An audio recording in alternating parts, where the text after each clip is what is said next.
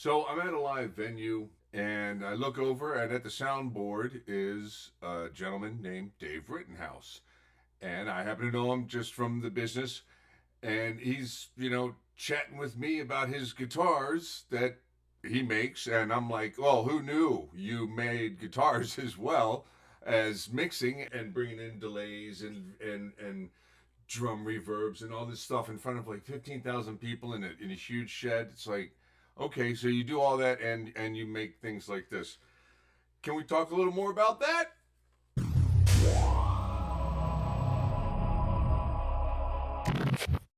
So Dave is a buddy, and I've known him for a while. And it's always funny when you're chatting with somebody, and they're like, "Oh yeah, I play guitar," and you're like, "Oh, I play guitar. I've known you all this time. I never knew you play guitar. Yeah, I mean, I put guitars together. I make them." Wait, what? Dave's a good guy, and he says, "Hey, you want to check out one of my latest? It's got some really cool features on it. I'd love for you to just tell me what you think."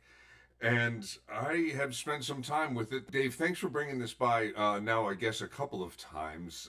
It's a great looking guitar. I want to tell you guys what he did with it and also run through some of the choices that he made in putting this guitar together. And he can do this for you. What he likes to do is spec out wood and different neck choices, combinations of pickups, hardware, things like that.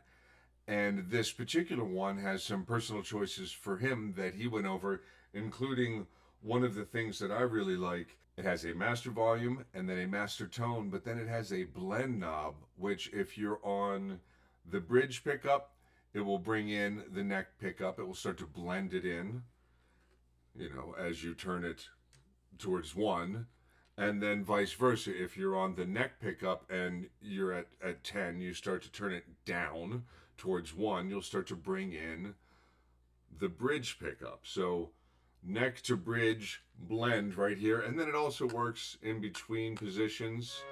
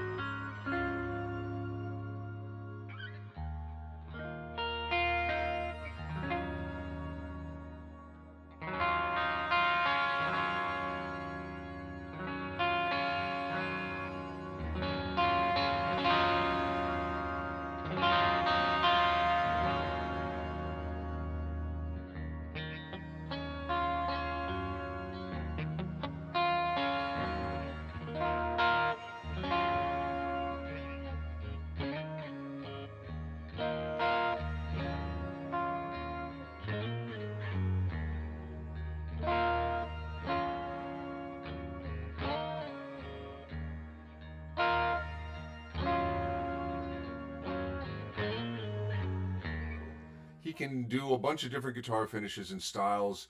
And if this is something that you're looking for, but maybe you just haven't really, you're a little afraid to kind of pick all the parts out yourself. You don't really know what this or that is going to kind of be like together. Will this work together? Will this work together? He can make those choices for you, put the guitar together, stain it, paint it, do whatever it is that you would like. And he can put together a really nice little custom build for you out of quality materials. This feels really good. I can tell he took some time with it. For this build, Dave chose to combine a swamp ash body and a flame maple neck.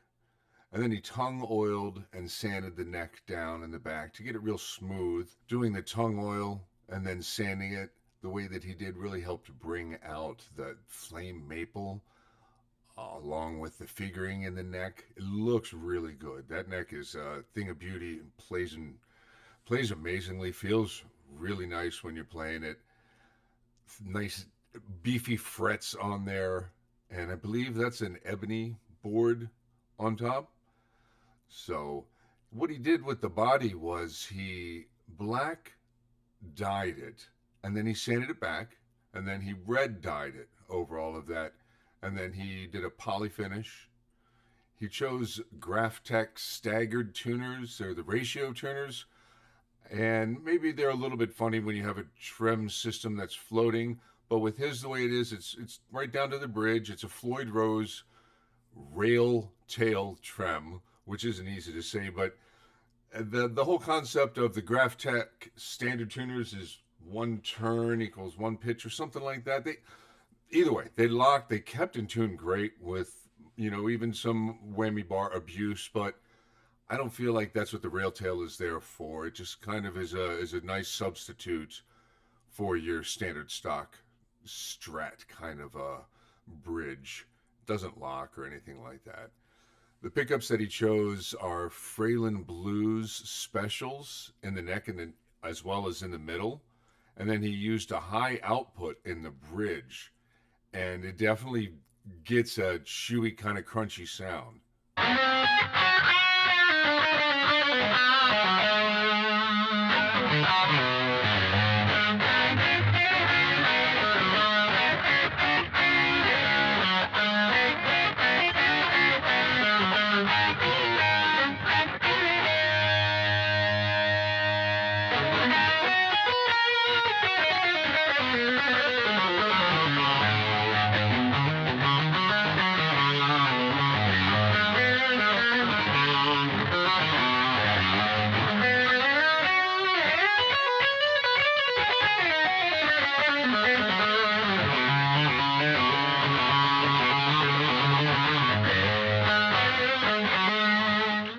What's really cool about that bridge pickup, I feel like, is that when it's blended in with any of the other ones, especially with this blend knob that he chose, it really starts to bring out some of those quacks and some of the characteristic Strat sounds that you might miss from that high output bridge spot.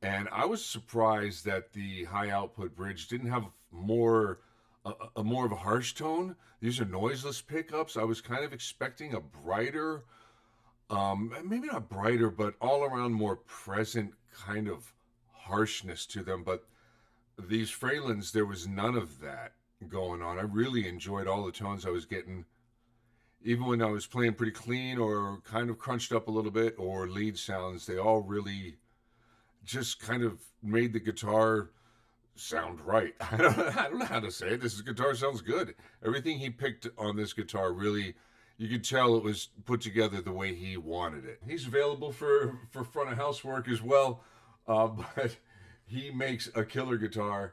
And if you're looking to get a custom made guitar in any type of model, just reach out to him. If you don't feel like doing all the work, you know, all that kind of stuff, and you want something that looks good, I think that's a darn good choice right there. So good job, Dave. That's a really cool guitar. Really enjoyed it. Good choices. Good pick. Great pickups, man. Great pickups. Nice work there on that neck. That thing looks great. Feels nice. Dave Rittenhouse Guitars. Dave, thanks for letting me check this thing out. And I'll see you at the next concert. Actually, I'll see you when you pick this up, and then I'll see you at the next concert after that. That was pretty dumb. Thanks for letting me check this out, and thank you guys for being here. I appreciate it.